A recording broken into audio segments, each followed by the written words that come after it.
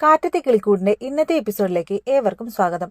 ഹരീഷ് പറഞ്ഞു, നമ്മൾ ദിവസവും ഈ വീട്ടിലേക്ക് വരുന്നതിന്റെ കാരണം സുഭാഷേട്ടനാ. പക്ഷേ അതിനുവേണ്ടി ജീവിതം മുഴുവൻ സുഭാഷേട്ടൻ നമുക്ക് വേണ്ടി ഒഴിഞ്ഞു വെക്കണോ? പാവം തനിയെ പോട്ടെ, ഇനിയെങ്കിലും സ്വന്തം ജീവിതം ജീവിച്ചു തീർക്കട്ടെ.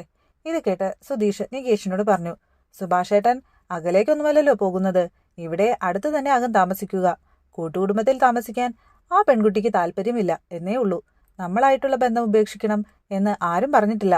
സുഭാഷേട്ടനെ എന്നും നമുക്ക് പോയി കാണാം. എന്നും സുഭാഷേട്ടൻ ഇവിടേക്ക് വരികയും ചെയ്യും. സുഭാഷേട്ടൻ ഇവിടെയില്ല എന്ന് വിചാരിച്ച് നീ വിഷമിക്കേണ്ട. കോളേജ് കഴിഞ്ഞാൽ ജോലി കിട്ടി നീയും ബിസിയാകും. എല്ലാം നല്ലതിനാണെന്ന് കരുത്. ഇത് കേട്ട് നിധി ചോദിച്ചു, നമ്മളിത് പറയുന്നത് ശരി, പക്ഷേ സുഭാഷേട്ടൻ സമ്മതിക്കോ? സമ്മതിക്കില്ല എന്ന് ഉറപ്പല്ലേ? നമുക്ക് ഇത് സുഭാഷേട്ടൻ അറിയാതെ നടത്തിയാലോ? കല്യാണം കഴിയുന്നതുവരെ ഇത് പുറത്തറിയരുതെന്ന് നമുക്ക് പെൺവീട്ടുകാരോട് പറഞ്ഞു നോക്കിയാലോ? സുധീഷ് ചോദിച്ചു. ദേ, ഇയാളുടെ നുണപരിപാടി ഇതിലേക്ക് ഇറക്കല്ലേ. സുഭാഷേട്ടന്റെ ജീവിതം ഒരു നുണ വെച്ചിട്ട് ഉണ്ടാക്കണ്ട. എങ്ങനെ സുഭാഷേട്ടനോട് ഇത് പറയും എന്ന് എനിക്കറിയില്ല. എങ്ങനെയെങ്കിലും ഇത് നടത്തിയെടുക്കണം എന്നാണ് എന്റെ പക്ഷം, ഹരീഷ് പറഞ്ഞു. ഇത് കേട്ടതും നികേഷ് കരഞ്ഞുകൊണ്ട് അപ്പുറത്തേക്ക് പോയി. മാറി നിന്ന് കുറച്ചു നേരം കരഞ്ഞ ശേഷം വീണ്ടും അവരുടെ അടുത്തേക്ക് വന്നു. എനിക്ക് ഓക്കെയാണ്. സുഭാഷേട്ടൻ സന്തോഷമായിട്ടിരിക്കണം. എനിക്കത് മതി. ഇനി പോയാൽ അങ്ങനെ ആകുമെന്നുണ്ടെങ്കിൽ തനിയെ പോട്ടെ, നികേഷ് പറഞ്ഞു. ഹരീഷും സുധീഷും നികേഷിനെ ചേർത്ത് പിടിച്ചു. സുധീഷ് പെൺകുട്ടിയുടെ അച്ഛനെ വിളിച്ചു. ഞങ്ങളെല്ലാവരും കൂടി ആലോചിച്ചു. നിങ്ങൾ പറഞ്ഞ കണ്ടീഷൻ ഞങ്ങൾക്ക് ഓക്കെയാണ്, സുധീഷ് പറഞ്ഞു. സന്തോഷം. അപ്പോൾ ഞങ്ങളും ആലോചിച്ചിട്ട് ഒരു നല്ല ദിവസം നോക്കി എന്നാ അങ്ങോട്ട് വരുന്നേ എന്നറിയിക്കാം, പെൺകുട്ടിയുടെ അച്ഛൻ പറഞ്ഞു. ഭാസ്കരൻ വന്നതും ഭാസ്കറിന് ചായയുമായി നിധി ചെന്നു. ഈ വീട്ടിൽ എന്തൊക്കെയാ നടക്കുന്നതെന്നറിയോ? നിധി ചോദിച്ചു. എന്തൊക്കെയോ നടക്കുന്നു, ആരൊക്കെയോ ജീവിക്കുന്നു, ഭാസ്കരൻ പറഞ്ഞു. അങ്ങനെ മതിയോ? എന്താ നടക്കുന്നതെന്ന് അന്വേഷിച്ച് അച്ഛൻ അതിൽ ഇടപെട്ട് സംസാരിക്കണ്ടേ? നിധി ചോദിച്ചു. ഇടപെടുകയോ? ഞാനോ? ഇങ്ങനെ ഒരുത്തൻ ജീവിച്ചിരിപ്പുണ്ടെന്ന് തന്നെ കണക്കാക്കാത്തവരാ ഇവിടെയുള്ളവര്. അവരോട് ഞാൻ ഇടപെട്ട് സംസാരിക്കണോ? നല്ല കാര്യമായി, ഭാസ്കരൻ പറഞ്ഞു. ബ്രോക്കറെ വിളിച്ചു വരുത്തിയത് അച്ഛനല്ലേ? ഞങ്ങൾ ആ കുട്ടിയെ പോയി കണ്ടിരുന്നു. ആ കുട്ടിക്ക് സുഭാഷേട്ടനെ ഇഷ്ടമായി. അവരുടെ പ്രശ്നം സുഭാഷേട്ടനല്ല, ഈ വീടാ, നിധി പറഞ്ഞു. ഈ വീടിനെ പറ്റി ആളുകൾ പറയുന്നത് കേട്ടിട്ടല്ലേ ആദ്യം അവർ വേണ്ടെന്ന് വെച്ചത്? ഭാസ്കരൻ ചോദിച്ചു.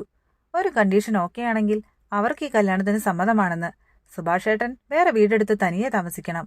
എല്ലാവരും സുഭാഷേട്ടൻ അങ്ങനെ ചെയ്തോട്ടെ എന്ന അഭിപ്രായത്തിലാ. അച്ഛൻ എന്തു തോന്നുന്നു? നിധി ചോദിച്ചു. ആദ്യം സുഭാഷിന് എന്തു തോന്നുന്നു എന്ന് ചോദിക്കേ. അവൻ അനിയന്മാരെ വിട്ടുപോകുമോ എന്നാദ്യം അറിയട്ടെ, ഭാസ്കരൻ പറഞ്ഞു. ഇക്കാര്യം സുഭാഷേട്ടനോട് പറഞ്ഞിട്ടില്ല. എങ്ങനെയെങ്കിലും ഈ കല്യാണം നടക്കണമെന്നാ എല്ലാവരും ആഗ്രഹിക്കുന്നത്. സുഭാഷേട്ടൻ പോയാൽ അച്ഛൻ ഓക്കെയാണോ? നിധി ചോദിച്ചു. അതിന് വ്യക്തമായ ഒരു മറുപടി ഭാസ്കരൻ പറഞ്ഞില്ല. സുഭാഷ് പണിക്ക് പോയി വന്നതും എല്ലാവരും ചേർന്ന് സുഭാഷിനെ പിടിച്ച് അവിടെ ഇരുത്തി. സുഭാഷിനോട് വിവാഹകാര്യം പറഞ്ഞു.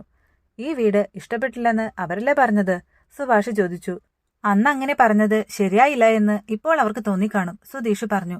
അങ്ങനെ അവർ പറഞ്ഞ കണ്ടീഷൻ സമ്മതിച്ചു എന്ന സത്യം സുഭാഷിനോട് എല്ലാവരും മറച്ചുവെച്ചു. നിധി സുധീഷിനോട് പറഞ്ഞു.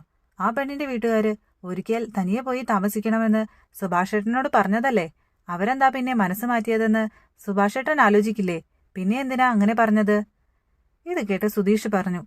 ഇന്നും അവരതേ കണ്ടീഷൻ തന്നെയാണ് വെച്ചിരിക്കുന്നതെന്ന് പറഞ്ഞാൽ സുഭാഷേട്ടൻ അത് സമ്മതിക്കുമോ? അതൊക്കെ എത്ര നാളത്തേക്ക് മറച്ചു വെക്കാൻ പറ്റും?